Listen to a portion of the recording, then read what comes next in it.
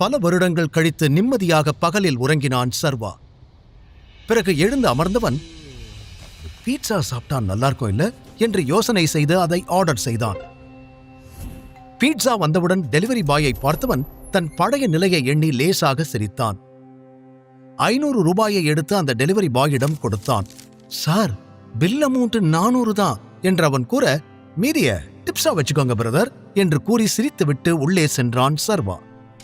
அந்த பீட்சா பாக்ஸை அலுங்காமல் குலுங்காமல் எடுத்து வந்த சர்வா வெகுநேரம் திறக்காமல் அதையே பார்த்து கொண்டிருந்தான்.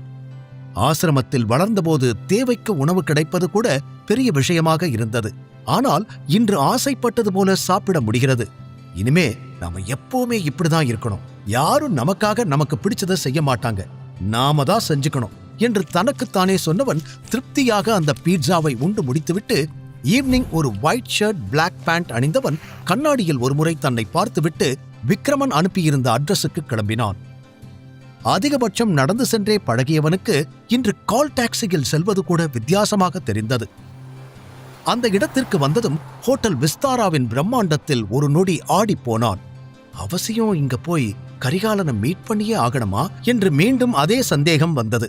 பிறகு பண்ணித்தான் ஆகணும், அப்பா ஆசைப்பட்டபடி டைகர் ஆகிடணும் என்று தனக்குத்தானே சொல்லிக் கொண்டவன் உள்ளே நுழைய பார்க்க, நில்லு, யார் நீ என்று செக்யூரிட்டி தடுத்தார். உள்ள போறேன், ஏன் கேக்குறீங்க? நீ எல்லாம் இங்க வரக்கூடாது, இங்கிருந்து போ, இது பெரிய பெரிய ஆளுக வர இடம் என்று சர்வாவின் உடையை பார்த்து எரிச்சலுடன் சொன்னார். அதில் கடுப்பான சர்வா, என்ன சொல்றீங்க, எதுக்காக என்ன உள்ள விட மாட்டீங்க என்று மீண்டும் கேட்டான். என்ன நீ, அதான் சொல்றல, தேவையில்லாம இங்க நின்னு சீன் போடாம கிளம்பி போ, பெரிய பெரிய ஆளுங்க வர நேரம், உன்னை பார்த்தா தேவையில்லாம எனக்கு தான் பிரச்சனை என்று அவனை விரட்டுவதிலேயே குறியாக இருந்தார். நீங்க என்ன 5 நிமிஷத்துக்கு முன்னாடி பார்த்திருப்பீங்களா? உடனே என்னை பத்தி எல்லாமே தெரிஞ்ச மாதிரி என்ன வெளியே போன்னு சொல்றீங்க. நான் இங்க முக்கியமான ஒருத்தரை மீட் பண்றதுக்காக வந்திருக்கேன், உள்ள போய் ஆகணும் என்று சர்வா பொறுமையுடன் கூற, இது என்ன உன் அப்பம் கட்டின ஹோட்டல்னு நினைச்சியா உடனே உள்ள வந்து பார்த்துட்டு போறதுக்கு? உன்னை பார்த்தாலே தெரியுது நீ ஒரு லோ கிளாஸ் பையன்னு. உன்னெல்லாம் உள்ள விட்டுட்டு என் வேலைக்கு ஆப்பு வச்சுக்க முடியாது, ஒழுங்கா இங்கிருந்து போயிடு, இல்ல அவ்வளவுதான் என்று அவர் பேசிக்கொண்டே போக சர்வாவிற்கு ரத்தம் கொதித்தது. தன்னை கட்டுப்படுத்தி கொண்டவன் விக்ரமனுக்கு போன் செய்தான். என்ன டைகர், ஹோட்டலுக்கு வந்துட்டியா என்று அவர் கேட்க, வந்துட்டேன், ஆனா இந்த செக்யூரிட்டி என்ன உள்ள விட மாட்டேன்னு சொல்றாரு. நீங்க எந்த டேபிள் புக் பண்ணிருக்கீங்க, கொஞ்சம் சொல்ல முடியுமா என்று சர்வா கேட்க, டேபிளா, இந்த ஹோட்டலே என்னோடதுதான் சர்வா, நீ முதல்ல உள்ள போ, மத்ததெல்லாம் நான் பாத்துக்கிறேன் என்று அவர் கூற, இல்ல அங்கிள், இந்த செக்யூரிட்டி ரொம்ப ஓவரா பேசுறாரு, நான் உள்ள வந்தா அவருக்கு வேலை போயிடுமா என்று சர்வா கூறி முடிக்க, வாட், யார் அப்படி சொன்னது? நீ 2 நிமிஷம் வெயிட் பண்ணு சர்வா, நான் என்னன்னு பாக்குறேன் என்று வேகமாக சொன்னார் விக்ரமன். இட்ஸ் ஓகே அங்கிள், நீங்க வாங்க, நான் வெயிட் பண்றேன் என்று கூறிய சர்வா போனை கட் செய்துவிட்டு மீண்டும் செக்யூரிட்டியை பார்த்தான். இந்த மாதிரி டிராமாலாம் நான் நிறைய பார்த்திருக்கேன், இதுக்கெல்லாம் நான் ஏமாற மாட்டேன் என்று அவர் கூற, சர்வா பதில் சொல்லாமல் அமைதியாக கை கட்டிக்கொண்டு விக்ரமனுக்காக காத்திருந்தான். இது வேலைக்கு ஆகாது என்று அந்த செக்யூரிட்டி மற்ற செக்யூரிட்டிகளை பார்க்க அனைவரும் சேர்ந்து சர்வாவை வெளியில் இழுத்து தள்ள தயாராகினர். அப்போது, ஏய் இங்க பாரு வைஷு, உன்னோட எக்ஸ் பாய் ஃப்ரெண்ட் நின்னுகிட்டு இருக்கான் என்று ஒரு குரல் கேட்க பின்னால் திரும்பி பார்த்தான் சர்வா. வைஷ்ணவி, ஆகாஷ் மற்றும் சில ஃப்ரெண்ட்ஸ் கூட்டம் அங்கே வந்து நின்றது.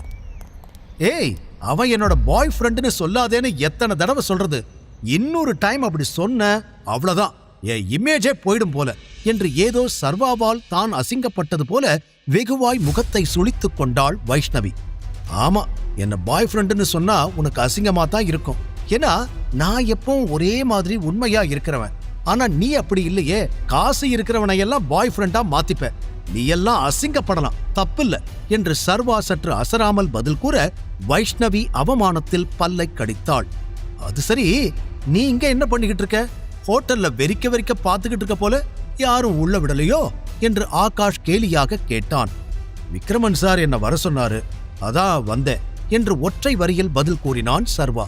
அதை கேட்டு மீண்டும் சிரித்த ஆகாஷ், ஹே வைஷு, உனக்கு விஷயம் தெரியாதுல்ல, இந்த சர்வாவோட அப்பா விக்ரமன் சாரோட முன்னாள் டிரைவரா, சோ எனக்கு தெரிஞ்சு சார் அந்த வேலையை எனக்கு கொடுங்க சார்னு கெஞ்சி கேட்கத்தான் இவன் இப்ப இங்க வந்திருப்பான்னு நினைக்கிறேன் என்று ஆகாஷ் சொல்ல அது ஏதோ பெரிய காமெடி என நினைத்து அந்த கூட்டமே சிரித்தது. அப்போது அந்த சிரிப்பொலியை கிழித்துக் கொண்டு ஒரு பிளாக் கலர் ஆடி கார் சீறி பாய்ந்து அங்கு வந்து நின்றது. அனைவரது பார்வையும் காரின் பக்கம் திரும்பியது.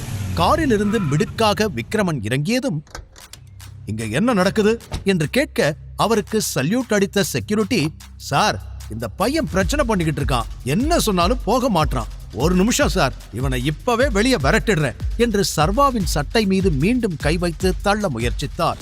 ஏய், யார பத்தி என்ன பேசிக்கிட்டு இருக்க என்று விக்ரமன் கண்கள் சிவக்க கத்தியவர் கோபமாக செக்யூரிட்டியை முறைத்தார். ஐயோ சார், நான் எதுவும் பண்ணல, இவன்தான் என்று மீண்டும் ஏதோ சொல்ல வர, ஷட் அப், முதல்ல அவர் மேலிருந்து கையை எடு என்று அவர் கொடுத்த அதட்டலில் அந்த ஹோட்டலே ஒரு நொடி அதிர்ந்து நின்றது. ஆகாஷ், வைஷ்ணவி எல்லோரும் பயந்து 2 அடி பின்னால் நகர்ந்து நின்றனர். செக்யூரிட்டியின் கால்கள் நடுங்க ஆரம்பித்தது. முதல்ல யாரு என்னன்னு தெரிஞ்சுக்கிட்டு மரியாதையா பேசு, அவர் என்னோட கெஸ்ட், இப்படித்தான் அவரை ட்ரீட் பண்ணுவியா? இதுக்கு மேல ஒரு நிமிஷம் கூட நீங்க வேலை பார்க்க கூடாது, அவுட், போ வெளியே, என் கண்ணு முன்னாடி வந்த உன்னை கொன்னுடுவேன் என்று விக்ரமன் கோபமாக கத்த அனைவரும் நடப்பதை நம்ப முடியாத அதிர்ச்சியோடு பார்த்தனர். வேகமாக ஓடி வந்த மேனேஜர், சாரி சார், நான் பாத்துக்கிறேன் என்று விக்ரமனிடம் பணிவாக சொன்னவர், welcome to a hotel sir, please come என்று சர்வாவை மரியாதையுடன் இன்வைட் செய்தார். சாரி சர்வா, இவனால உன் மூட் ஸ்பாயில் ஆகியிருக்கும், அவன் பண்ண தப்புக்கு நான் மன்னிப்பு கேட்டுக்கிறேன் என்று சர்வாவிடம் விக்ரமன் கவலையுடன் சொல்ல, இட்ஸ் ஓகே அங்கிள், இதெல்லாம் நான் நிறைய பார்த்திருக்கேன், இது ஒன்றும் அவ்வளோ பெரிய விஷயம் இல்லை, பாவம், பார்த்தா புள்ளக்குட்டிக்காரர் மாதிரி தெரியுது, இந்த ஆளை வேலையிலிருந்து விரட்டிடாதீங்க, மன்னிச்சிடலாம் என்று அமைதியாக சொன்னான் சர்வா. அதை கேட்ட செக்யூரிட்டி கண்கள் கலங்கி சர்வாவை பார்த்து சல்யூட் அடித்தார். சரி வா, நாம உள்ள போலாம் என்று அவனை தட்டி கொடுத்து அவனோடு சேர்ந்து விக்ரமன் நடக்க ஆரம்பிக்க, என்னடா நடக்குதுங்க, இவனுக்கு இவ்வளோ மரியாதையா என்பது போல வைஷ்ணவி, ஆகாஷ் கூட்டம் பேய் அறைந்தது போல் நின்று கொண்டிருந்தது. சிறிது நேரத்தில் அந்த ஹோட்டலில் இருக்கும் லக்ஸூரியஸான அறைக்கு வந்து சேர்ந்தனர் இருவரும். ஏற்கனவே அங்கு காத்து கொண்டிருந்த மேனேஜர் இருவரையும் மரியாதையாக வெல்கம் செய்தார். பின், குட் ஈவினிங் சார், என்ன சாப்பிட்றீங்க, உங்களுக்கு என்ன கொண்டு வரட்டும் என்று பணிவோடு ஆர்டர் கேட்டார். நம்ம கிட்ட இருக்கிற எல்லா இம்போர்ட்டட் ட்ரிங்க்ஸையும் கொண்டு வாங்க என்று விக்ரமன் சொல்ல மேனேஜர் ஆச்சரியத்துடன் பார்த்தார். காரணம், அதில் சில சரக்கின் விலை லட்சங்களுக்கும் மேல். எஸ், இன்னைக்கு என்னோட ரொம்ப ஸ்பெஷலான கெஸ்ட் இங்க வந்திருக்காங்க, அதனால எல்லாமே கொண்டு வாங்க, எல்லாமே இங்க இருக்கணும் என்று மீண்டும் விக்ரமன் அழுத்தி கூற, ஓகே சார், 5 minutes என்று வேகமாக அந்த மேனேஜர் அங்கிருந்து சென்றார். அடுத்த சில நிமிடங்களில் பிரைவேட் லிஃப்ட் ஓபன் ஆக கழுத்தில் கிட்டத்தட்ட 20 பவுண்ட் செயின், கையில் கோல்ட் வாட்ச், சுறா டாட்டூஸ், வாயில் சுருட்டு என 50 வயதிலும் கட்டு மஸ்தாக இருக்கும் கேங்ஸ்டர் கரிகாலன் தன் பாடிகார்ட்ஸுடன் உள்ளே வந்தார்.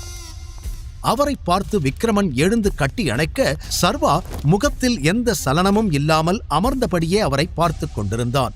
இதுவரை போஸ்டர்கள், கிரைம் நியூஸ் ரீல்களில் மட்டுமே பார்த்திருந்த கரிகாலன் அதற்கு கொஞ்சமும் கம்பீரமும் குறையாமல் அவன் முன்னால் இருந்த சோஃபாவில் அமர்ந்தார். அவர் கையசைக்க பாடிகார்ட்ஸ் வெளியேறினர். அந்த பிரைவேட் ஸ்வீட் ரூமில் 3 மட்டுமே இப்போது அமர்ந்திருந்தனர். சுருட்டை இழுத்து புகையை விட்ட கரிகாலனின் கண்கள் சர்வாவை ஆழமாக பார்த்து அலசியது. சர்வாவும் இமைக்காமல் கரிகாலனையே பார்த்து கொண்டிருந்தான். பின் சுருட்டை அணைத்த கரிகாலன் விக்ரமனிடம், நீ சொன்ன அந்த ஸ்பெஷல் பர்சன் இந்த பொடியந்தானா என்று நக்கலாக கேட்க விக்ரமன் சீரியஸ் ஆனார். கரிகாலா, 18 வருஷத்துக்கு முன்னாடி ஹவுஸ் ஆஃப் டைகர்ங்கிற பேரை கேட்டாலே எல்லாரும் பயந்து நடுங்குவாங்க. காரணம், டைகர் ராஜன். ஏழைங்களுக்கு ராஜன் மேலே இருந்த மரியாதையும் அதிகாரத்துல இருக்கிறவங்களுக்கு ராஜன் மேலே இருந்த பயமும் அவரை இந்த மாஃபியா வேர்ல்டுக்குள்ள ஒரு பெரிய கேங்ஸ்டர் ஆக்குச்சு. And he ruled this mafia world. அது உனக்கே நல்லா தெரியும் என்று உணர்ச்சி பொங்க சொல்ல அதை ஆமாம் என்று தலையசைத்து ஆமோதித்தார் கரிகாலன். ஆனா ராஜன் இறந்ததுக்கு அப்புறம் இங்க எல்லாருக்கும் பயம் விட்டு போச்சு. சரியான லீடர் இல்லாம அண்டர்வேர்ல்டுக்குள்ளேயே ஏகப்பட்ட பிரச்சனை. இந்த ஹவுஸ் ஆஃப் டைகர்ஸை அடியோட காலி பண்ண வெளியே நிறைய பேர் காத்துக்கிட்டு இருக்காங்க. நம்மள மாதிரி உண்மையான ராஜன் விசுவாசிகள் இப்ப நிறைய பேர் இல்ல என்று விக்ரமன் சொல்ல சொல்ல சர்வா தன் அப்பாவை பற்றியும் கரிகாலனைப் பற்றியும் தெரிந்து கொண்டான். மாத்தணும் கரிகாலா, பழையபடி எல்லாத்தையும் மாத்தணும், இவன் மாத்துவான் என்றார். உடனே கரிகாலன் சந்தேகத்தோடு, இவனா? எப்படி? யார் இவன் என்று கேட்க, உனக்கு முன்னாடி உட்கார்ந்திருக்கிறது சாதாரண பொடியன் இல்ல கரிகாலா, டைகர். பேரு சர்வா. நம்ம ராஜனோட ஒரே பையன். அவன் அப்பா விட்டு போன எல்லாத்தையும் திருப்பி எடுக்கிறதுக்காக வந்திருக்கான். Yes, the tiger has come back. இவனை பத்தி நம்ம அண்டர்வேர்ல்ட்ல இருக்கிற எல்லாருக்கும் சொல்லணும். அதுக்கு முன்னாடி ஃபர்ஸ்ட் உனக்கு இன்ட்ரோடியூஸ் பண்ணி வைக்கலான்னு இங்க கூட்டிட்டு வந்தேன் என்று அறிமுகம் செய்து வைத்த நேரம் அவர் சொன்னது போல அனைத்து சரக்குகளும் வரிசையாக அங்கு அடுக்கப்பட்டது. கரிகாலன் சர்வாவை சில நொடிகள் கண்ணிமைக்காமல் பார்த்தார். பின் தன்னிலைக்கு வந்தவர் அவனை மேலும் கீழும் பார்த்துவிட்டு, இத்தனை வருஷமா ஒரு இடம் விடாம தேடியும் கிடைக்காத உங்க டைகர் இப்ப எப்படி கிடைச்சான்? இவ்வளவு நாள் எங்க இருந்தா, என்ன பண்ணிக்கிட்டு இருந்தா என்று கேட்டார். அதெல்லாம் ஒரு பெரிய கதை. ஒரு வழியா எங்க டைகர் எங்க கிட்ட வந்து சேர்ந்தாச்சு. இனிமே டைகர் தான் எல்லாமே. நம்ம அண்டர்வேர்ல்ட்ல எல்லாத்தையும் மாத்தணும். டைகருக்கு கீழே எல்லாமே இருக்கிற மாதிரி செட் பண்ணணும். அதுதான் அடுத்த வேலை என்று விக்ரமன் பேசிக்கொண்டே போக அதை கேட்டு சிரித்த கரிகாலன், ரொம்ப வேகமா முடிவெடுக்கிறீங்கன்னு நினைக்கிறேன். உங்களோட ஆர்வம் எல்லாம் எனக்கு புரியுது. ஆனா வந்தவுடனே டைகர் ஆகணும்னா எப்படி? அதுக்குன்னு சில தகுதி வேணும்ல. அது இருக்கா இவங்கிட்ட? இப்ப கூட பாரு, இவ்வளோ நேரம் நம்ம 2 பேரும் தான் பேசிக்கிட்டு இருக்கோம். இவன் வாயை திறந்து பேசாம வேடிக்கை மட்டும் பார்த்துக்கிட்டு இருக்கான். இவனை நம்பி அவ்வளோ பெரிய பொறுப்பை எப்படி கொடுக்க முடியும்? அதான் நான் வேண்டான்னு சொல்றேன் என்று நம்பிக்கை இல்லாமல் தலையாட்டிய கரிகாலன், எனக்கு இது சரியா வரும்னு தோணல என்று பட்டென கூறிவிட்டார். நோ, டைகர் கிட்ட இப்படியெல்லாம் பேசக்கூடாது கரிகாலன். பார்த்து பேசு, இல்லனா விளைவுகள் மோசமாயிருக்கும் என்று விக்ரமன் உடனே கூற, இங்க பாரு, இப்ப கூட அவனுக்காக நீதான் ரோசப்பட்டு பேசிக்கிட்டு இருக்க. அவன் எதுவும் பேசலையே. ராஜனோட பிளட்டா இருந்திருந்தா இந்நேரம் நான் பேசினதுக்கு என் பல்லு எகிரி இருக்கும் என்று மீண்டும் சர்வாவை ஆழமாக பார்த்தார் கரிகாலன். அது சர்வாவின் தன்மானத்தை சீண்டியது. அவன் கண்களில் சட்டென கோபம் தெரித்தது. ஆனாலும் தன்னை கண்ட்ரோல் செய்து கொண்டவன், இங்க பாருங்க, வெறும் பஞ்ச் டயலாக் பேசுறவன் மட்டும் ஹீரோ கிடையாது. நீங்க நிறைய சினிமா பார்த்து கெட்டு போயிருக்கீங்க. அதான் என்ன பார்த்தா உங்களால டைகர்னு நம்ப முடியல. எப்ப எதை செய்யணும், யார்கிட்ட என்ன பேசணும்னு எனக்கு தெரியும். நான் தான் டைகர். என்னுடைய இடத்தை திரும்ப எடுக்கிறதுக்காகத்தான் நான் இங்க வந்திருக்கேன். அதை எப்படி எடுக்கணும்னு எனக்கு தெரியும் என்று அழுத்தமாக கூறினான் சர்வா. அவனது தன்னம்பிக்கையும் தைரியத்தையும் கவனித்த கரிகாலன் எழுந்து நின்றார். அப்போ நீதான் டைகர், கரெக்டா என்று கிளாஸை கையில் எடுத்தபடி அவனை பார்த்து கேட்க, ஆமாம் என்பது போல சர்வா தலையாட்ட, இங்க பாரு, நீன்னு இல்ல, இந்த பட்டத்தை தேடி யார் வந்திருந்தாலும் நான் இதைத்தான் பேசியிருப்பேன். இவ்வளவு வருஷம் நீ எங்க இருந்தேன்னு தெரியல. திடீர்னு ஒரு நாள் நான் தான் உங்க டைகர், திரும்ப வந்துட்டேன் அப்படின்னு சொன்னா எல்லாத்தையும் உன்கிட்ட ஒப்படைச்சிட்டு உன் பின்னாடி எங்களால வந்துட முடியாது. அதுக்கு நீ தகுதியான ஆளான்னு நாங்க தெரிஞ்சுக்கணும். நீதான் அதை நிரூபிக்கணும் என்று கரிகாலன் சொன்னதும் அவர் தன்னிடம் ஏதோ எதிர்பார்க்கிறார் என்பதை சர்வா புரிந்து கொண்டான். சரி, நான் என்ன பண்ணணும் என்று பேச்சை வளர்க்காமல் நேருக்கு நேர் கேட்டான். தட்ஸ் மை டைகர் என்று விக்ரமன் பெருமையாக அவனை பார்க்க, உன்னை பத்தி ஆல்ரெடி விக்ரமன் நிறைய பெருமை பேசிட்டான். ஆனா என்னாலதான் உன்னை டைகர்னு அக்செப்ட் பண்ணிக்க முடியல. சோ உனக்கு ஒரு சேலஞ்ச் கொடுக்கலான்னு இருக்கேன் என்று கரிகாலன் சொன்னதும் விக்ரமன் திகைத்தார். நாம 2 பேரும் ஒரு ஃபைட் வச்சுக்கலாம். நீ தோத்து போயிட்டா குடுக்கிற பணத்தை வாங்கிட்டு இதோட இங்கிருந்து போயிடணும். திரும்ப வரவே கூடாது. ஒருவேளை ஜெயிச்சா நீ என்ன சொன்னாலும் கேட்க நான் தயார் என்று தெளிவாக கூறினார். சர்வா சில நொடிகள் யோசித்தான். விக்ரமனுக்கு இது எதுவும் சரியாக படவில்லை. சர்வாவை மட்டுமே பார்த்து கொண்டிருக்க அவனும் சிறிய புன்னகையோடு, எப்ப சண்டை போட போறோம் என்று கேட்டான். சர்வாவின் தைரியத்தைக் கண்டு கரிகாலன் முகத்தில் ஒரு மர்ம சிரிப்பு தோன்றியது. கையில் இருந்த ஸ்காட்ச் விஸ்கியை முழுவதுமாக குடித்து முடித்த கரிகாலன், எப்போ எங்கன்னு தானே தெரிஞ்சுக்கணும், இப்பவே சொல்றேன். ஆனா அப்புறம் பயந்து ஓடிடக்கூடாது என்றதும் சர்வாவோ கொஞ்சம் கூட அசராமல் எழுந்து நின்று நேருக்கு நேராக கரிகாலனை பார்த்து கம்பீரமாக புன்னகை செய்தான். கரிகாலனின் திட்டம் என்ன? சர்வாவால் கரிகாலனை வீழ்த்த முடியுமா? தான் ராஜனின் பையன்தான் என நிரூபிப்பானா? தொடர்ந்து கேளுங்கள். Tiger returns only on Pocket FM. Link டிஸ்கிரிப்ஷனில் கொடுக்கப்பட்டுள்ளது.